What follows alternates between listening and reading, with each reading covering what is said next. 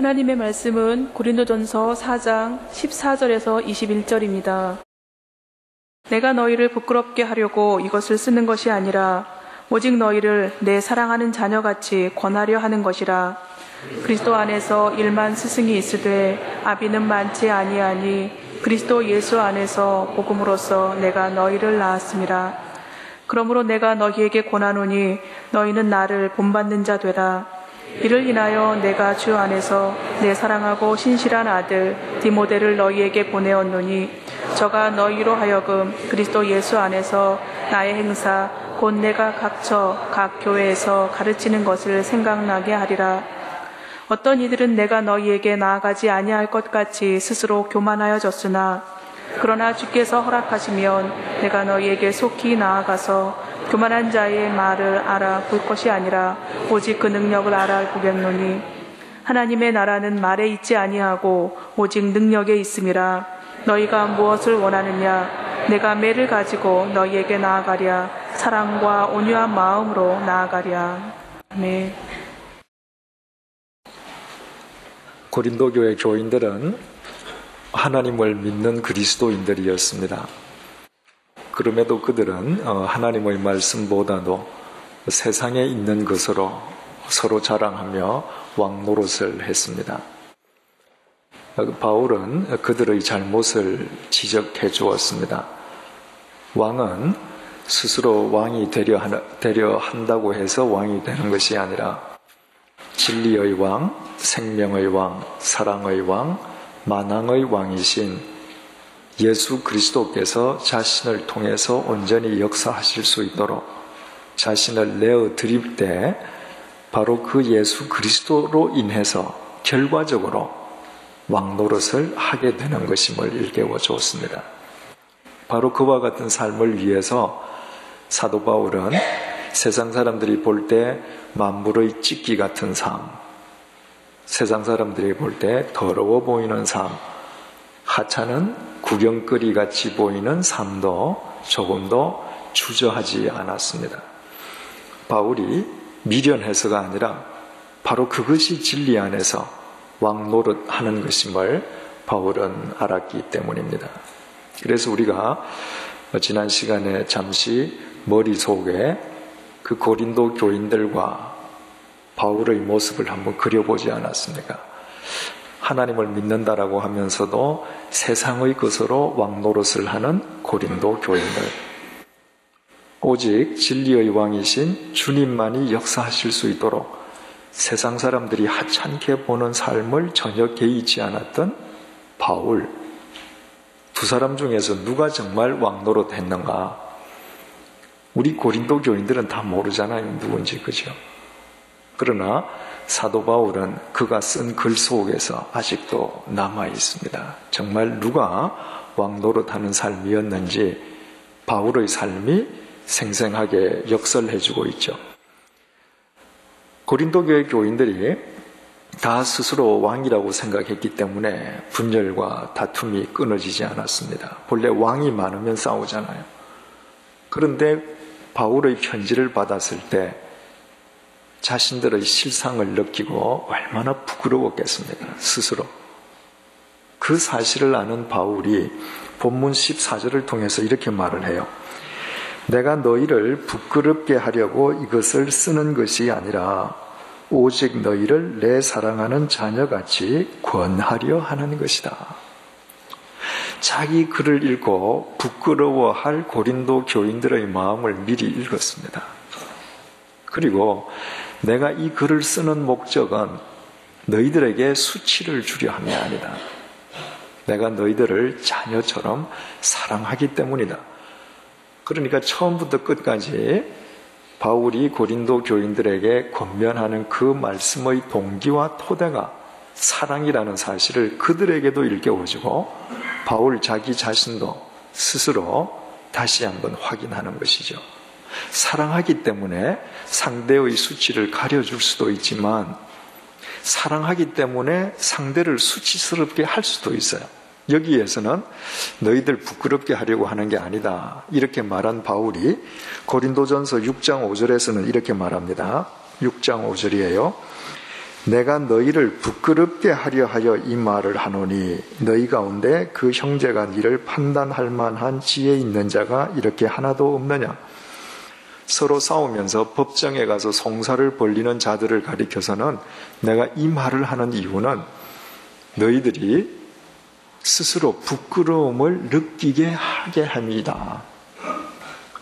돌처럼 마음이 굳어져 있을 때 때로는 바울은 그들로 하여금 수치를 느끼게 했습니다. 따라서 수치를 느끼게 하나 아니면 수치를 가려주거나 그 동기는 사랑이었다. 이것이 중요한 거죠. 여러분, 내 자식을, 내 형제를, 내 이웃을 사랑하는 교우님이 잘못할 때 그분을 그리스도 안에서 사랑으로 꾸짖을 수 있어요. 그러나 이 사랑의 선을 넘지 않아야 우리가 정제된 말을 쓸 수 있습니다. 이 사랑의 선을 넘지 않아야 우리의 말이 폭력이 되지 않습니다. 시작은 잘 했지만 이 사랑의 선을 넘어서면 모든 말이 폭력이 되어버려요. 그래서 상대에게 상처가 되면 회복이 안 되는 것이요. 뿐만 아니라 이 사랑의 선을 넘지 않아야 행동이 도를 지나치지 않게 되는 것입니다. 흔히들 길이나 아니면 공개된 장소에서 젊은 어머니가 자기 애들을 꾸짖는 장면을 보게 돼요. 아주 모진 말을 써요. 저는 그럴 때마다 참 가슴이 아픕니다. 지금 어머니가 저 어린아이를 저렇게 모질게 야단을 치는 것은 집에서도 그럴 거고 그 아이가 커서도 그 성품이 안 바뀔 거 아니에요. 그러면 저 아이가 컸을 때 저 아이에게 어머니는 어떻게 각인이 될까? 어머니가 저 어머니가 하는 이야기를 마음속에 담고 그 말을 닮으려고 할까? 어느 순간엔가 귀를 막고 듣지 않고 어느 순간엔가 눌렀던 용수철이 튀어오르는 것처럼 반발하지는 않을까? 아이들이 쓴 글을 보면 요즘도 아이의 뺨을 때리는 아빠가 있다고 그래요. 선생님도 있고요. 사람의 얼굴을 때리는 이것이 과연 사랑일 수 있는가? 그 아버지한테 뺨을 맞는 아이가 아버지가 아무리 금언을 이야기해도 그 이야기가 아이를 살리는 생명의 언어가 될 수 있겠는가? 저는 사내 아이를 4명을 키우지 않았습니까? 가끔씩 아이들이 선생님한테 매를 맞고 오면요, 엉덩이나 허벅지가 피투성이가 되어서 오는 경우가 있어요. 피멍이 들어서 오는 경우가 있습니다. 아이들한테는 그래도 선생님께 복종해라 말하죠. 그러나 그 피멍을 보면서 이것이 과연 교육적인 사랑인가? 저는 회의가 들어요. 우리 그리스도인들이 정말 사랑해서 꾸짖을 수 있지만 내가 사랑하기 때문에 꾸짖는다는 이 사실을 망각하면 자기 스스로 화의 노예가 돼요. 감정의 노예가 돼요. 그 다음부터는 모든 행위와 모든 말이 독이 되어버리는 겁니다. 바울은 그 선을 지금 넘지 않았습니다. 15절, 그리스도 안에서 1만 스승이 있으되 아비는 많지 아니하니. 스승 동그라미 하시고 아비 공표하셔서 선으로 연결해 놓으십시다. 그리스도 안에서 스승은 참 많다. 여기에서 바울이 스승이라고 한 이 말은 헬라 말 뜻은요, 가정교사라는 말이에요. 여러분, 우리가 한번 가정교사를 생각해 보십시다. 옛날에는 이 공인된 학교가 없지 않습니까? 이게 주로 집에서 가정교사가 공부를 시키지 않습니까? 그런데 가정교사는 자기가 가르치는 학생의 인격을 책임져 주는 게 아닙니다. 그 학생의 미래를 정말 사랑해서 가르치는 것이 아닙니다. 오늘 내가 이 집에서 가르치다가 내일 저 집 갈 수 있어요. 이 집 아이가 정말 사랑스럽고 똑똑하고 장래가 촉망되지만 그 아버지가 망했습니다. 그래서 내가 가정교사로 가르치는데 내 봉급을 못 준다? 떠나는 거예요. 가정교사는 철저하게 대가를 위해서 일하는 사람입니다. 자기 유익을 위해서 일해요. 지금 고린도 교회에 스승들이 많이 있다고 하는 자칭 스승들은 바로 가정교사와 같다는 것을 지금 바울이 지적하는 겁니다. 그들은 다 자기 유익을 위해서 일하는 자이지 정말 아비 같은 심정으로 하는 자가 아니다. 바울 자신은 그 가정교사들과 구별해서 자기 자신은 아비와 같은 자로 표현을 했습니다. 여러분, 아비는 어떤 분들이에요? 물론 세상에는 요즘 아버지답지 못한 아버지가 참 많습니다. 자식들에게 상처를 주고 오히려 걸림돌이 주는 아버지들도 굉장히 많아요. 그런데 참된 아버지라면 그 아버지와 가정교사의 진정한 차이는 아버지는 자식을 위해서 헌신하는 사람이에요. 자식의 양육을 위해서, 교육을 위해서, 미래를 위해서, 행복을 위해서 기꺼이 자기를 헌신합니다. 그래서 바울은 바로 고린도 교인들에게 아비와 같은 자기의 심정을 밝혀요. 어떻게 자기 자신을 아비라고 말할 수 있는가?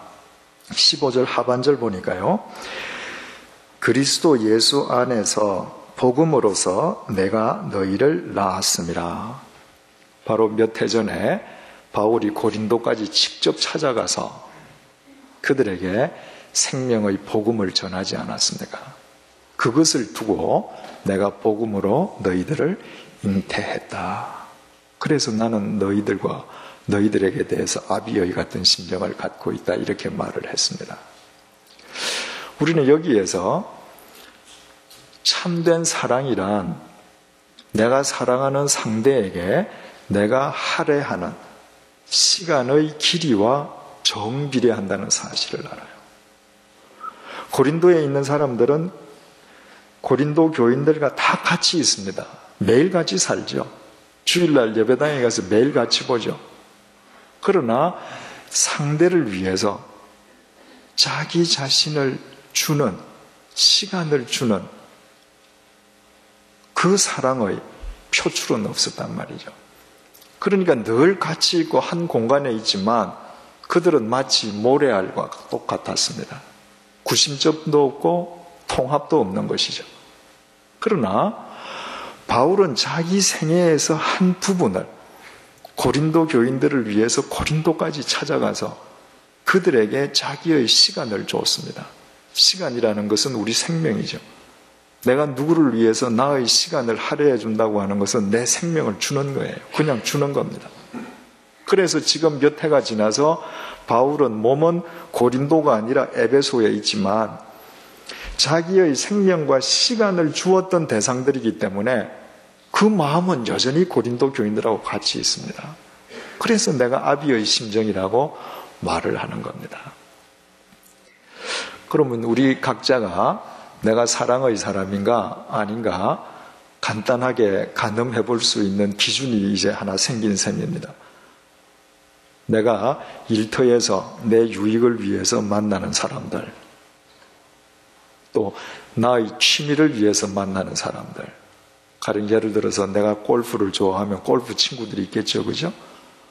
그러니까 내 사업, 내 일이나 취미를 위해서 만나는 사람들을 제외하고 내가 얼마나 많은 사람에게 내 하루 중의 얼마나 많은 시간을 할애하고 있는가. 거기에서 내가 사랑의 정인인가, 구현자인가, 아닌가 금방 드러나는 것이죠.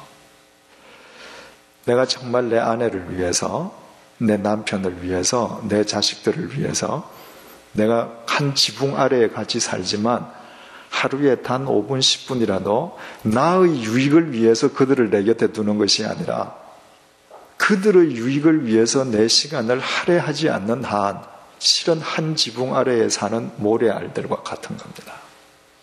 오늘날 가정들의 위기가 거기에 있는 것이죠. 이 바울은 자기를 줬기 때문에, 사랑했기 때문에, 시간을 아낌없이 나누었기 때문에 아직도 그들만 생각하면 아비의 심정으로 돌아가는 것입니다. 16절 말씀, 그러므로 내가 너희에게 권하노니 너희는 나를 본받는 자 되라. 그래서 고린도 교인들아, 너희는 제발 나를 본받는 자들이 되라. 바울이 이런 표현을 여러 번 썼습니다. 언뜻 굉장히 바울이 교만한 사람으로 보이죠.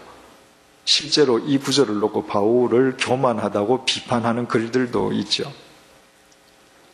그런데 지금 바울이 자신을 본받으라고 할 때 뭘 본받으라는 것입니까? 내가 나 자신을 높여서 왕노릇하는 것이 아니라 진리의 왕이신 예수 그리스도께서 내 삶을 통해서 온전히 역사할 수 있도록 세상 사람들이 만물의 찢기라고 비하하는 삶마저도 조금도 개의치 않는 나를 본받으라는 거예요. 누구를 높이는 거예요? 예수님을 높이는 것입니다. 나도 가정교사처럼 목회할 수 있다는 거예요. 나도 내 유익을 위해서 목회할 수 있다는 거예요. 그러나 내가 너희들을 찾아가서 내 생을 주고 내 시간을 나누어 주고 너희들을 위해서 내 인생의 한 부분을 주던 것처럼 나를 본받으라. 바울이 왜 그랬습니까? 자기 이름을 높이려고? 아니에요. 그 속에서 사랑으로 역사하시는 주님을 보여주러 간 겁니다. 누구를 높여요? 주님을 높이는 것입니다. 그래서 이것은 바울의 교만이 아니라 주님께 사로잡힌 사람의 사랑의 고백인 것이죠. 주님만을 높이는 내 삶을 본받아라고 이야기하는 것은 자기를 결코 자랑하는 것이 아니라 자기가 보이고자 하는 주님을 사람들에게 드러내어 보이는 것이죠. 여러분, 우리가 남들한테 나를 본받아라 라고 이야기를 한다면 무엇을 본받아라고 하시겠습니까? 윤리 도덕을? 그게 아니라 주님만을 내 삶의 목표로 삼는 그 삶의 본질을 본받으라는 것이죠. 그런 의미에서 우리 그리스도인들은 각자 우리의 삶이 그리고 우리의 가정이 세상을 향한 쇼 윈도우라는 사실을 잊으면 안 됩니다. 쇼 윈도우가 뭐죠? 공장에서 제품을 만들거나 어떤 옷을 만들면 누구든지 들여다보게 만드는 게 쇼 윈도우입니다. 보고 이것이 얼마나 아름다운지 알고 여러분들도 이 물건을 쓰십시오. 그 이야기잖아요. 예수님께서 너희들은 세상의 빛이다. 빛을 드러내라는 겁니다. 무슨 빛을 드러내는 거예요? 사람들이 들여다보게 하라는 거죠. 예수 그리스도만을 목표로 삼는 너의 집 가정을, 네 삶을 들여다보게 하라. 들여다보면 빛이 나는 겁니다. 예수 그리스도의 빛이 비추어지는 것입니다. 만약에 우리의 삶이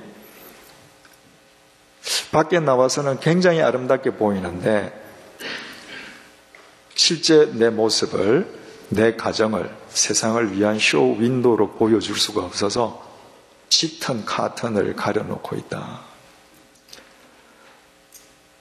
하나님과 사람 앞에서 바람직하거나 떳떳한 사람일 수 없는 것이죠.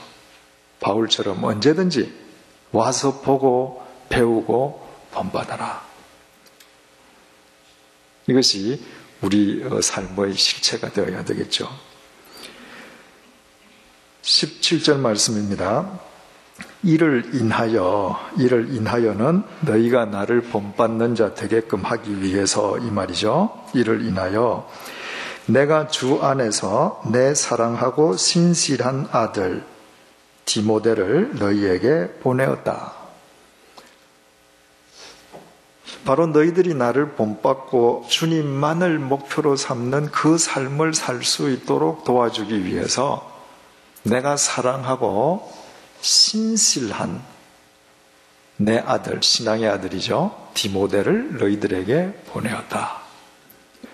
사도행전 16장 보면 사도 바울이 1차 전도 여행을 갔을 때 루스드라에서 디모데라는 청년을 만납니다. 그리고 이 바울에 의해서 신앙적으로 정말 깊은 영성을 지니게 된 디모데가 이제 바울의 파송을 받아서 고린도 교회로 가는 거죠. 이 젊은 청년이 신실한 주님의 종이 될 수 있었던 것은 바로 바울을 만났기 때문이었습니다. 그렇다면 우리는 이 짧은 말, 사랑하고 신실한 아들 디모데, 이 짧은 구절에서 우리는 두 가지를 생각해 보게 되죠. 첫째로, 나를 만난 사람들, 나와 교분을 갖고 있는 사람들 중에서 나로 인해서 몇 사람이나 신실하게 바뀌어졌는가? 내가 어떤 사람인지 정확하게 확인할 수 있는 또 좋은 방법이 하나 있죠, 그죠? 나하고 만난 사람들에게 어떤 변화가 일어나고 있는가? 그게 내가 어떤 사람인지를 보여주는 확실한 증거입니다. 정말 바른 양심으로 잘 살려고 하던 사람이 나하고 지나면서 영 그 삶이 어그러졌다. 그 형편없는 마음을 갖고 살던 사람이 나와 더불어 교제를 나누기 시작하면서 그 삶이 신실하게 바뀌어졌다. 어느 쪽인지 우리는 확인해 봐야죠. 또 한 가지 우리가 이 짧은 문구에서 생각할 수 있는 것은 바울이 디모데라는 청년을 평을 할 때 신실한 종이다, 신실한 사람이다, 이렇게 말을 했단 말이에요. 성경에서 신실이라고 하는 명사는 피스티스인데 신실과 믿음은 구별되지 않는다고 그랬죠. 헬라 말은 똑같은 말이에요. 그러니까 성경에서 믿음이라고 나오는 단어를 다 신실로 바꿔보거나 신실이라고 나온 단어를 믿음으로 바꿔보면 그 단어의 의미를 더 정확하게 우리가 포착할 수 있겠죠. 바울은 지금 디모데가 신실한 사람이 된 것을 눈으로 보고 있습니다.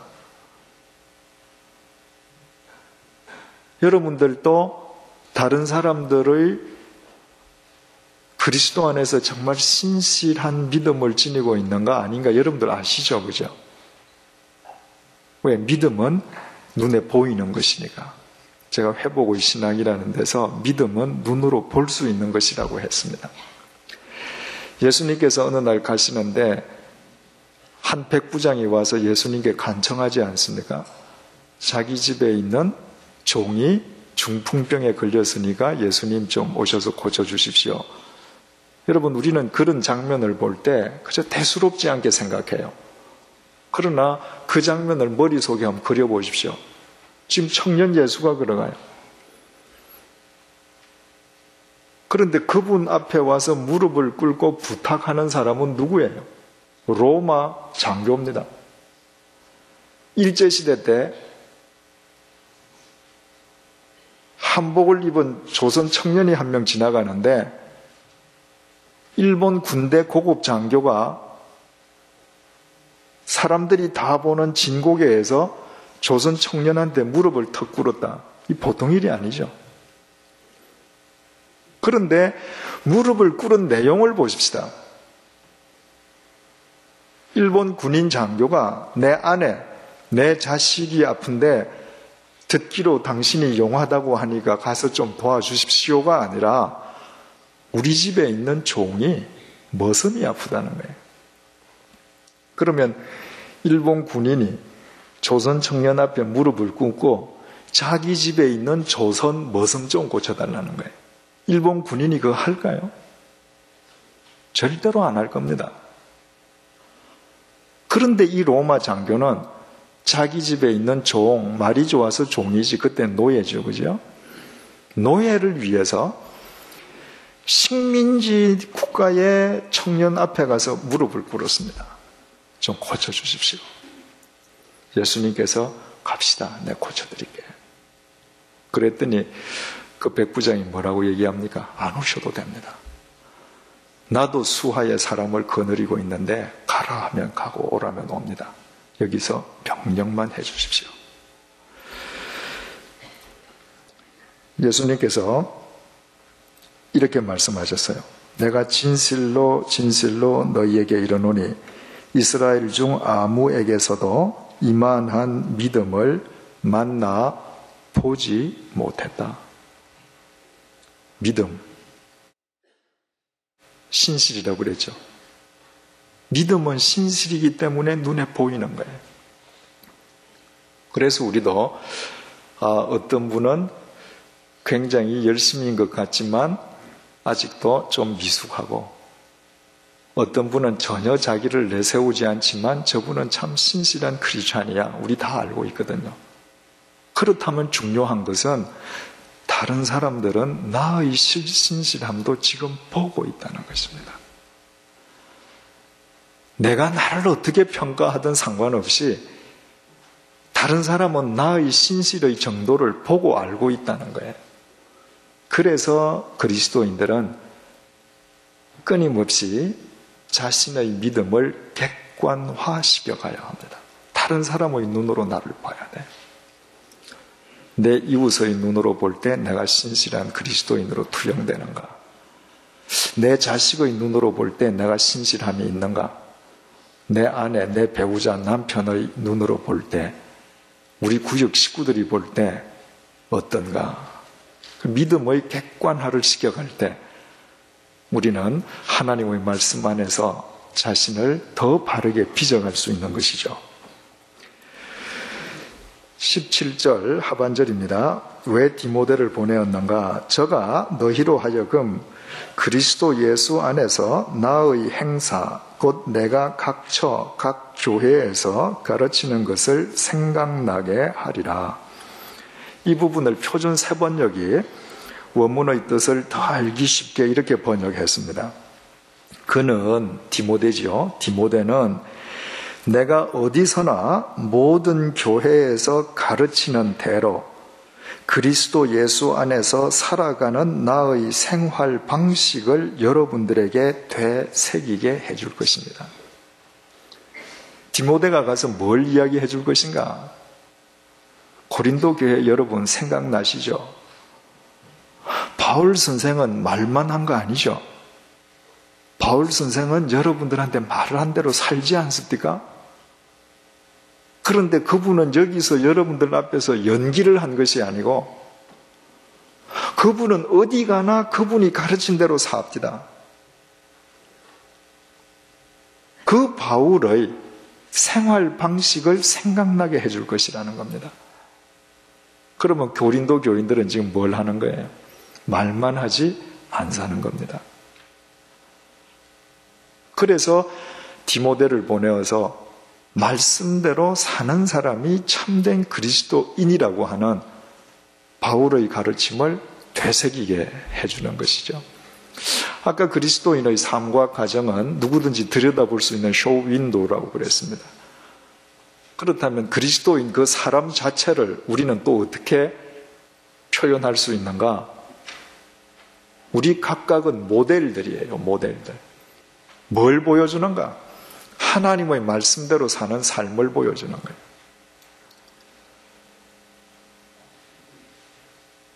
예수님께서 당신이 떠나시면 이 땅에 오실 성령님에 대해서 설명하시면서 요한복음 14장 26절에서 이렇게 말씀하셨어요.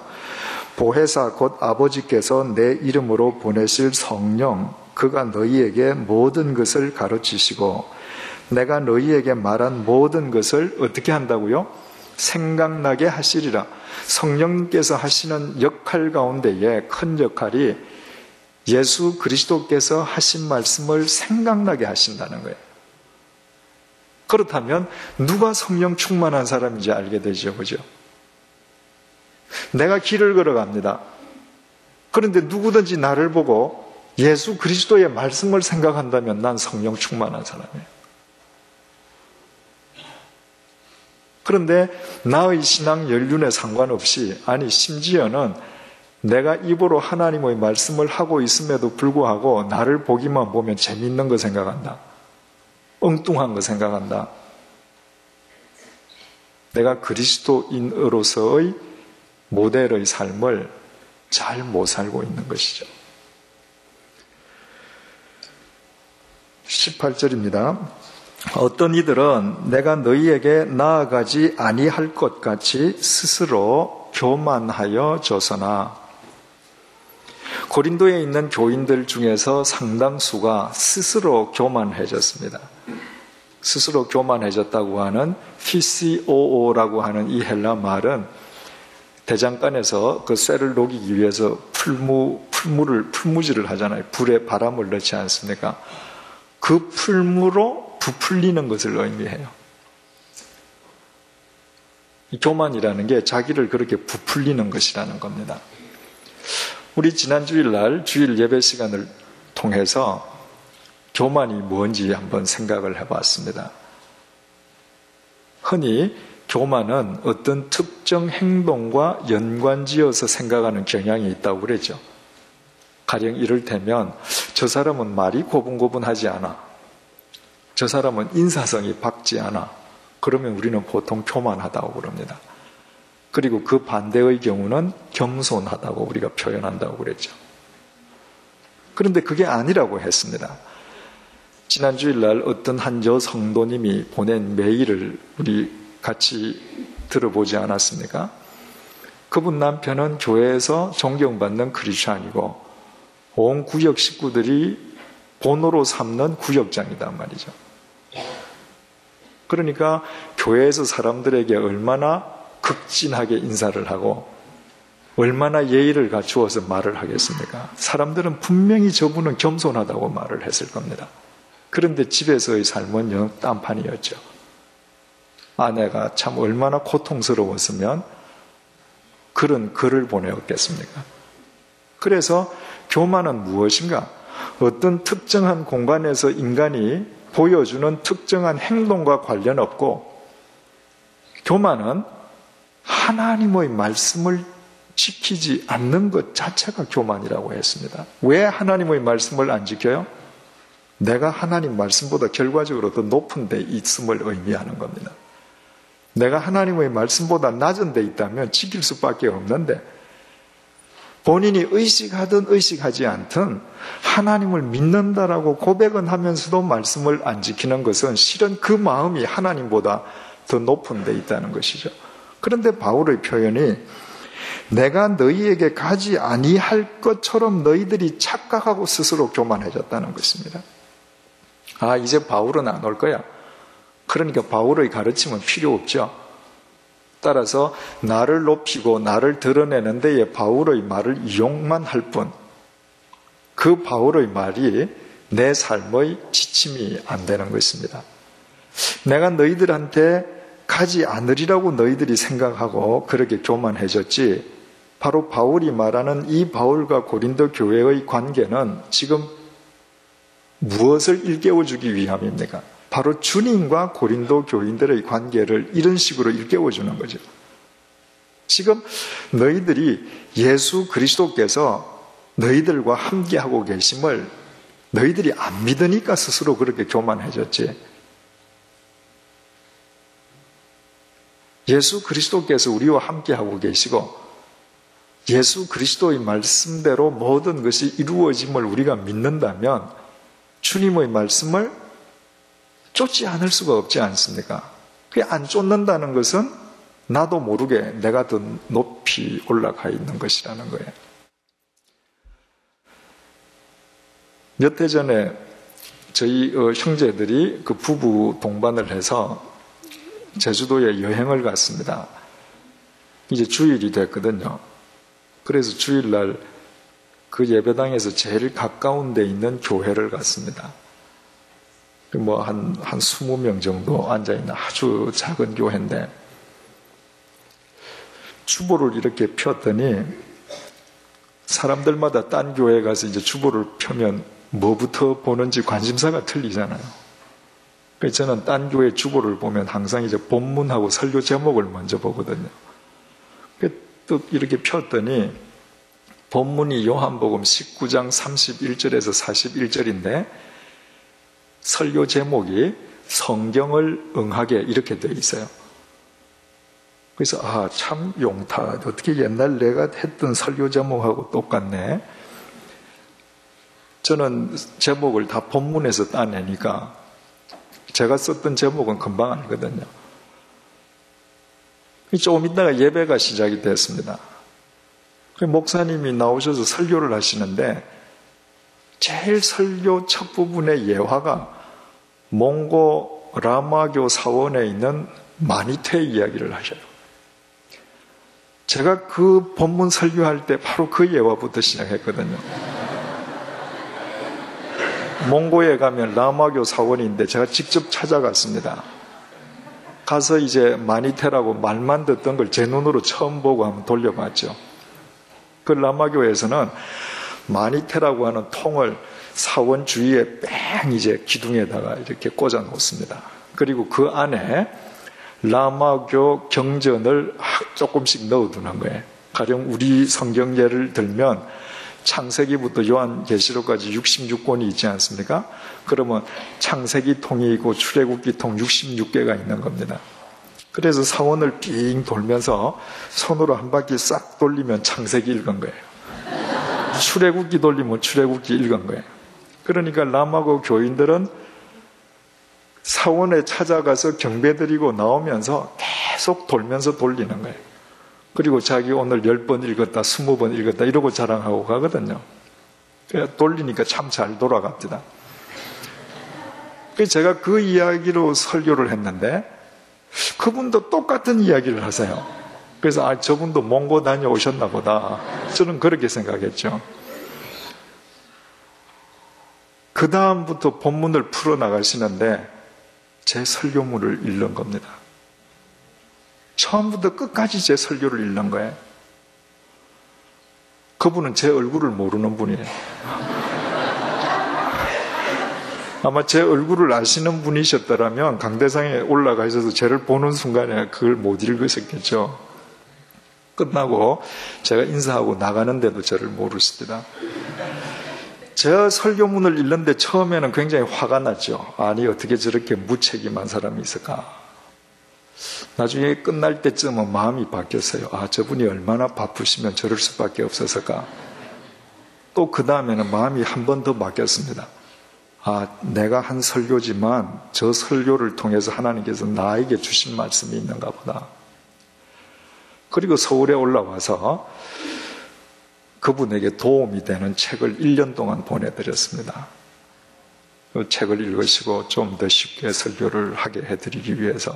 중요한 사실은요, 여러분, 그 목사님께서 제 설교문을 읽던 그날 제가 그 자리에 와서 앉아 있으리라고 상상이나 했겠습니까? 절대 못했겠죠. 그죠? 만에 하나라도 그 장본인이 거기에 와 있다는 사실을 눈꼽만큼이라도 생각했으면 못했을 겁니다. 더 중요한 사실은 그분은 그 자리에 주님께서 계셨다는 사실을 생각하지 않았습니다.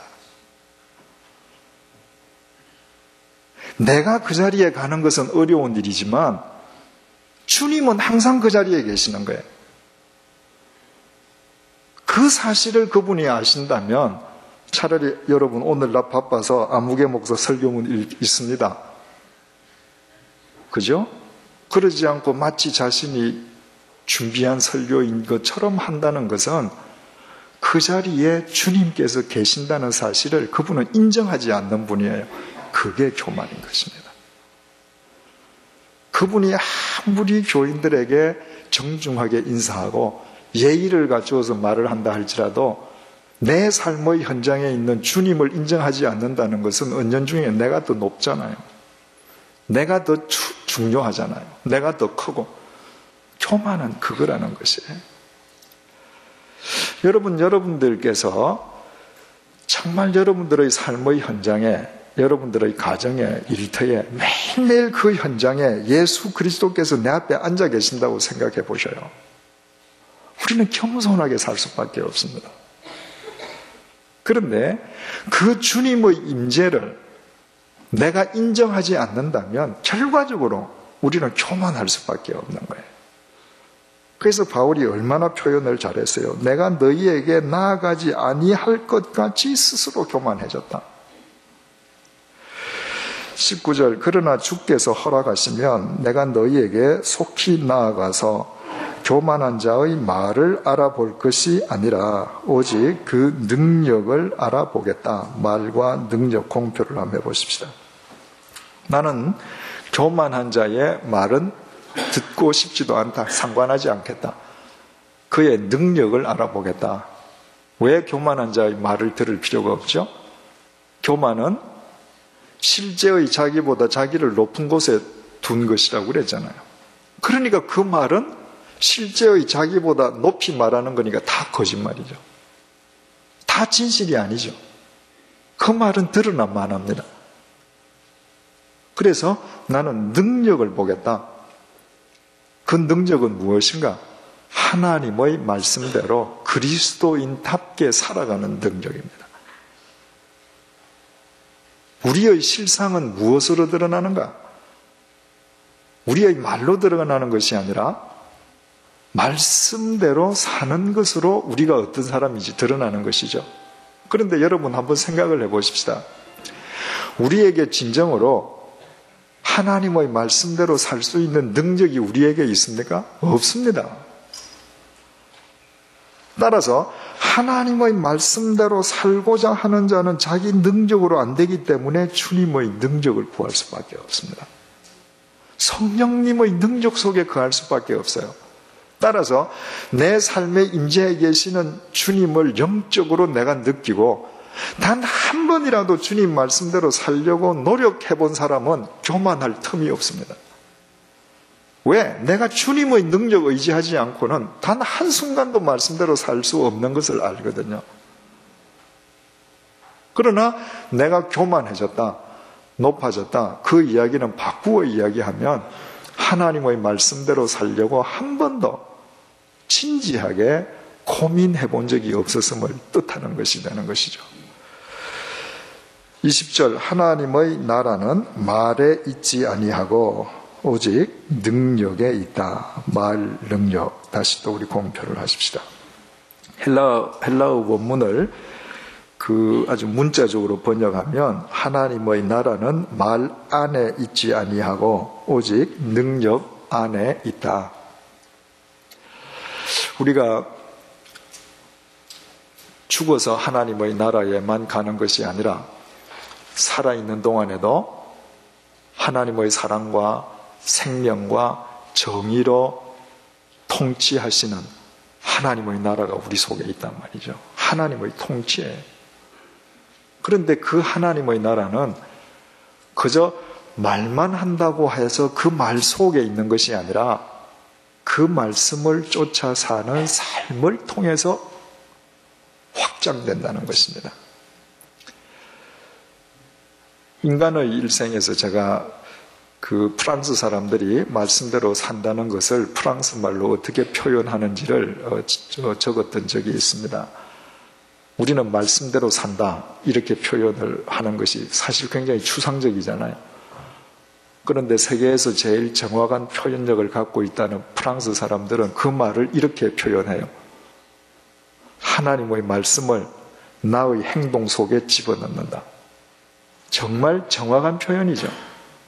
내 손발에 하나님의 말씀을 집어넣는 게 말씀대로 사는 것입니다.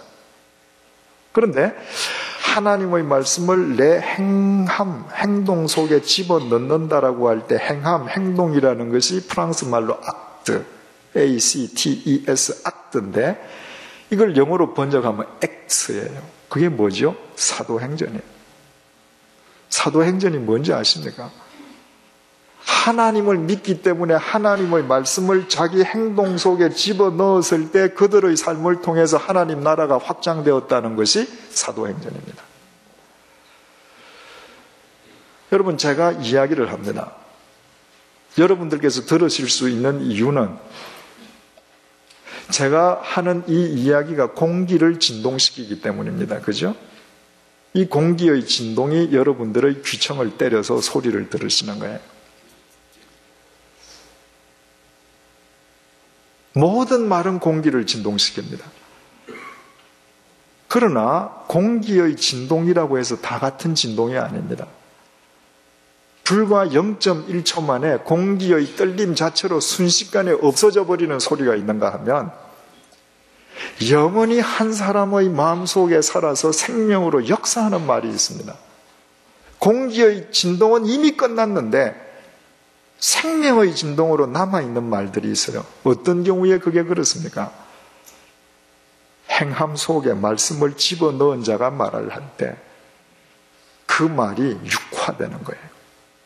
그 말이 예수 그리스도의 성령님의 도구가 되는 것입니다. 바울은 지금 그걸 이야기하는 겁니다. 21절, 너희가 무엇을 원하느냐? 내가 매를 가지고 너희에게 나아가랴? 사랑과 온유한 마음으로 나아가랴? 고린도 교인들아, 너희들이 선택해라. 내가 매를 들고 갈까? 아니면 사랑하는 온유한 마음으로 갈까? 사랑하는 마음과 매가 서로 반대 개념인가요? 그렇지 않죠. 매를 들고 간다면 그것도 사랑 때문이고, 온유한 마음으로 간다면 그 역시 사랑 때문이에요. 사랑의 표현이 매일 수도 있고 온유한 마음일 수도 있어요. 정말 바른 길을 간다면 온유한 마음으로 가서 포옹해 줄 수 있는 것이고, 그릇된 길을 간다면 매를 한 대 쳐서라도 되돌려 줘야 돼요. 왜? 사랑하기 때문에. 그러면 바울이 매를 들고 가느냐 온유한 마음을 들고 가느냐, 이 둘 중에 무엇을 들고 갈 것인지를 선택하게 하는 사람은 누구예요? 고린도 교회 교인입니다. 그들이 어떻게 하느냐에 따라서 바울이 뭘 들고 갈 것이가 결정됩니다. 하나님과 우리 관계를 바울이 일깨워주는 것이죠. 하나님은 우리를 사랑하십니다. 버리시지 않아요. 그러나 하나님 앞에서 우리가 어떤 삶의 태도를 보이느냐에 따라서 하나님께서 우리에게 매를 치실 수도 있고, 하나님께서 온유한 사랑으로 우리를 격려하시고 빛으로 인도하실 수도 있는 것이죠. 그 결정을 하게 하는 동의는 철저하게 우리 삶의 태도에 있는 것입니다. 그렇다면 하나님을 믿는 지혜로운 자가 어떤 길을 선택해야 할 것인가? 그 해답은 너무너무 자명해지는 것이죠. 오늘 이 4장 21절 말씀으로 고린도 교회 분란에 대한 바울의 권면은 1차적으로 한 단락을 맺습니다. 결론이 뭐죠? 하나님의 나라는 말에 있는 것이 아니라 능력에 있다는 것입니다. 너희들 그 모든 분란은 하나님의 나라를 말로만 대변하려고 했던 거기에 있다는 것을 바울이 일깨워줍니다. 그렇다면 우리가 또다시 머릿속에 두 그룹을 그려볼 수 있죠. 고린도 교인들, 그들은 그야말로 탁월한 언변술을 갖고 있었단 말이죠. 그 당시에 수사학과 웅변술, 이것은 돈 내고 배우는 과목이지 않습니까? 여러분들, 그분들이 같이 모여서 얼마나 재미있는 이야기 많이 했겠어요? 얼마나 자기를 뽐내는 이야기를 많이 했겠습니까? 아마 누군가가 이야기할 때 사람들을 감동시키기도 했을 것이고, 어떤 경우에는 배꼽을 잡고 웃기도 했을 것입니다. 그러나 우리는 그들이 무슨 소리 했는지 하나도 몰라요. 왜? 공기의 진동으로 2000년 전에 끝났습니다. 바울을 보셔요. 이들에 비하면 겉으로는 참 볼품이 없습니다. 그런데 그는 자기의 행함, 액추 속에 하나님의 말씀을 집어넣던 자예요. 그랬더니 그가 했던 모든 말들은 사도행전을 통해서, 성경을 통해서 오늘까지 남아 있습니다. 왜? 하나님의 나라는 말에 있는 것이 아니라 능력에 있기 때문입니다. 아무쪼록 그와 같이 능력 있는 그리스도인들이 되시기를 축원드립니다. 기도하십시다. 하나님 아버지, 하나님의 나라는 말에 있는 것이 아니라 능력임을 일깨워 주셔서 정말 감사합니다. 우리 요즘 주일날 예배 시간에는 사도행전을 배우고 있습니다. 하나님, 사도행전은 거창한 것이 아니라 자신들의 행함 속에 하나님의 말씀을 집어넣었을 때 바로 그들의 삶을 통해서 하나님의 나라가 이 땅에 확장된 기록임을 일깨워 주심을 정말 감사합니다. 바로 그것이 능력이라는 사실을 알게 하심도 감사합니다. 주님, 우리가 하나님의 말씀을 쫓아 사는 것은 그것이 도덕 윤리이기 때문이 아니라 우리를 창조하신 하나님의 유일한 인생 사용 설명서이기 때문에 말씀대로 살아야 합니다. 하나님 말씀대로 사는 것은 결코 하나님을 위한 일이 아니라 나 자신을 위한 일이요 내 인생을 극대화시키는 일이라는 사실을 잊지 말게 도와주옵소서. 우리 이 시간 이후로 우리의 행동 속에, 손과 발 속에 하나님의 말씀을 넣는 자들이 되게 하여 주십시오. 그와 같은 우리의 삶이 이 시대에 하나님의 나라를 확장해가는 사도행전일 수 있도록 도와주시고, 그와 같은 교우들이 모인 100주년 기념교회가 하나님의 영광을 이 땅에 드러내는 진리의 쇼 윈도우가 되게 도와주십시오. 예수님의 이름으로 기도드립니다. 아멘.